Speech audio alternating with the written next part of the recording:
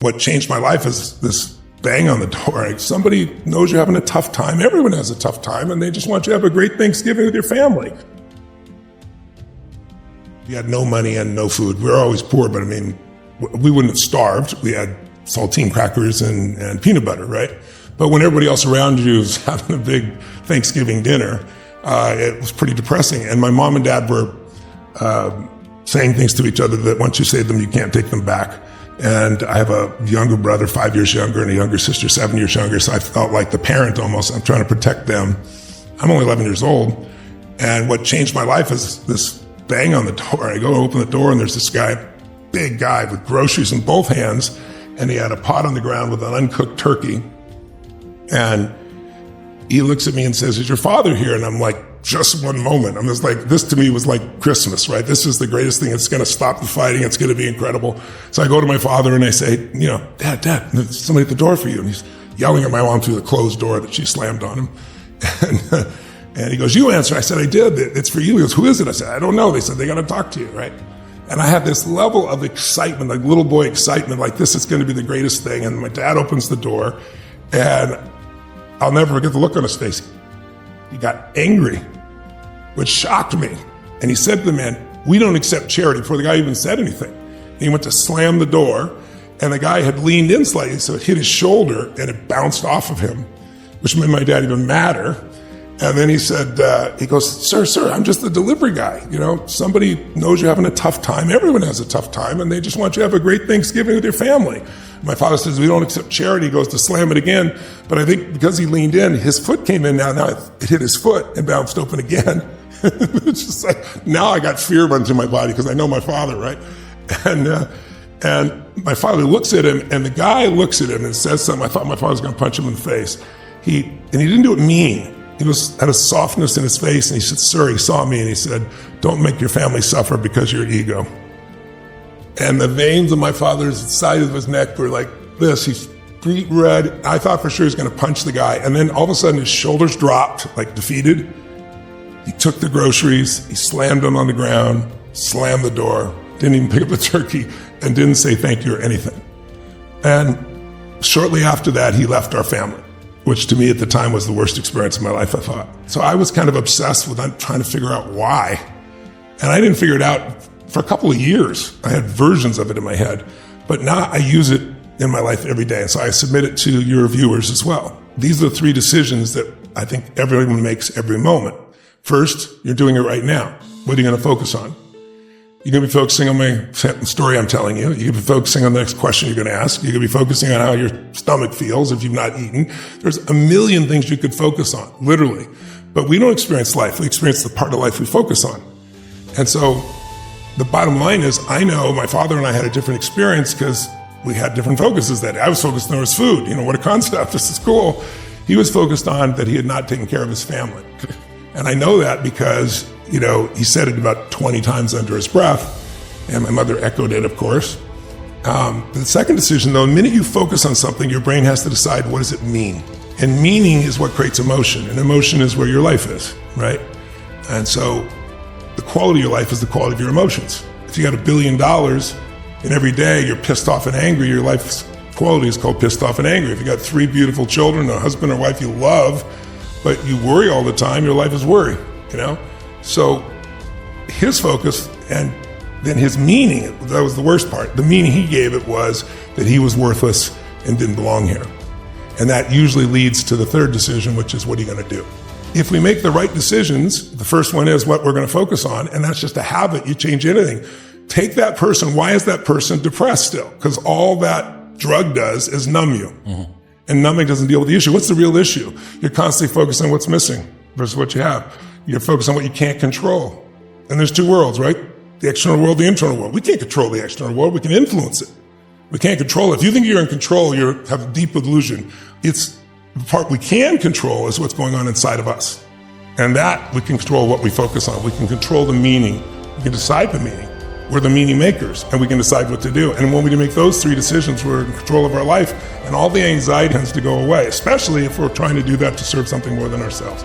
Not like you're so unselfish you're not going to succeed, because you can't serve something more than yourself and not benefit, right? So it's not like you're sacrificing, the people that play that game, it's not a sacrifice. It's like philanthropy. I hear people talk about, well, philanthropy, well, a friend of mine the other day was on an airplane and somebody was reading, I just had my book, it triggered me, it was Life Force.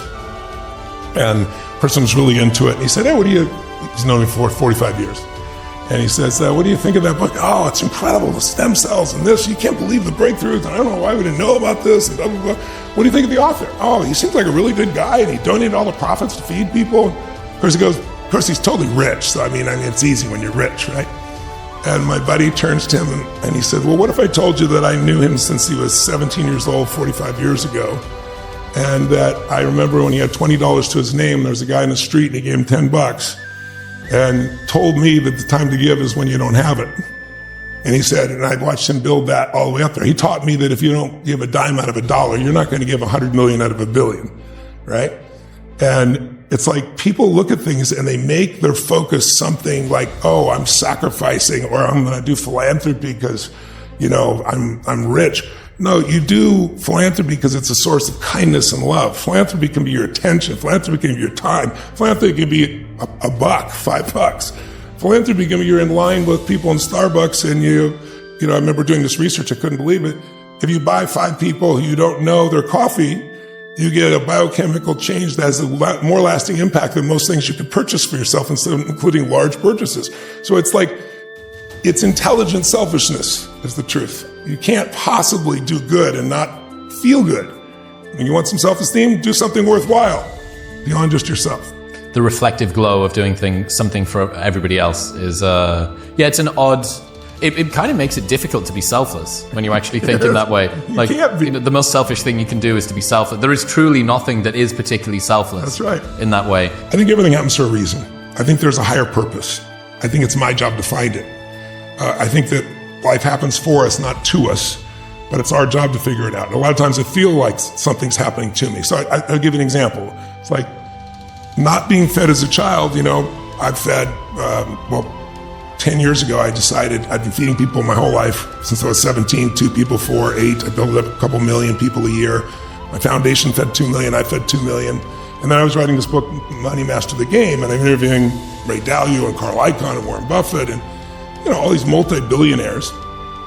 And Congress had just cut food stamps, which they call the SNAP program now, by $6 billion. It means every family would have to give up a week's worth of food unless people like you and I showed up. So I called my team and I said, how many people have fed in my lifetime? And they said 42 million. And I was like, wow, I was thrilled. It wasn't the number I knew.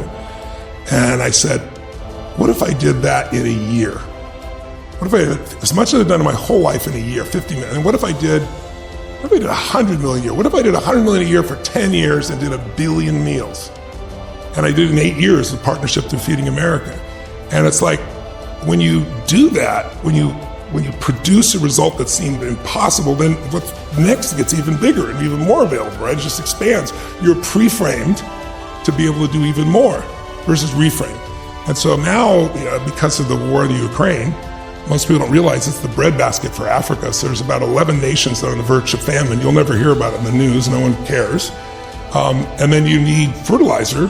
50% of the world's food supply comes from fertilizer. The WF doesn't want you to use it because of the environment, but you need it. And it's in Russia and it's been cut off. So I talked to Governor David Beasley, who's the head of the World Food Program. Brilliant guy. Actually, MBS put us together one day. He said, you two are feeding the most people I know. I want to put you together.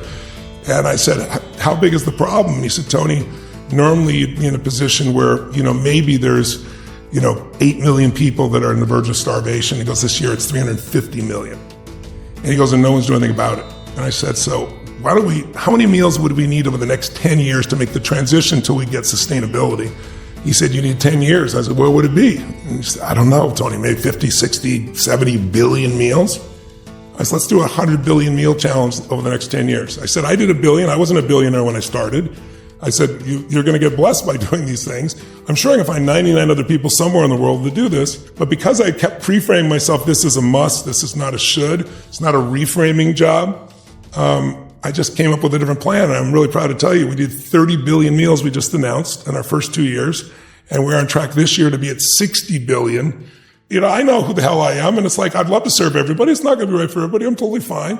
but you're not trying to prove it. All you really want to do is serve. So I used to have these giant mission statements, change the world, all these things. And I do all those things. But now it's like my mission statement is, how can I help? I believe it's my privilege to serve people.